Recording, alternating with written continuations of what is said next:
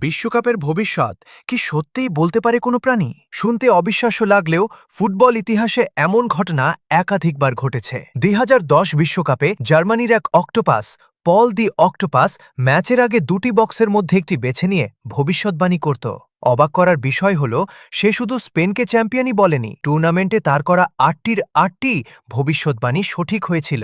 এরপর ২০১৮ বিশ্বকাপে জাপানের আরেক অক্টোপাস, রাবিও, জাপানের ৩টি গ্রুপ ম্যাচের ফলাফলও সঠিকভাবে অনুমান করেছিল। কখনো টিয়া পাখি, কখনো বিড়াল, কখনো কুমির, বিশ্বকাপ এলেই হাজির হয় নতুন নতুন অ্যানিমেল অরাকল। কেউ বিশ্বাস করেন এগুলো নিছক কাকতালীয় ঘটনা, আবার কেউ বলেন এতবার ঠিক হওয়া কি শুধুই ভাগ্য। আর ২০২৬ বিশ্বকাপের আগে সোশ্যাল মিডিয়ায় ইতোমধ্যেই শুরু হয়েছে নতুন ভবিষ্যৎবাণীর খোঁজ। কেউ বলছে স্পেন, কেউ আর্জেন্টিনা, কেউ আবার ফ্রান্সকে দেখছে সম্ভাব্য চ্যাম্পিয়ন হিসেবে। তবে একটি বিষয় নিশ্চিত, অক্টোপাস, টিয়া পাখি বা কুমির যাই বলুক না কেন, আসল উত্তর মিলবে মাঠেই। আপনিও কি এমনই মনে করেন?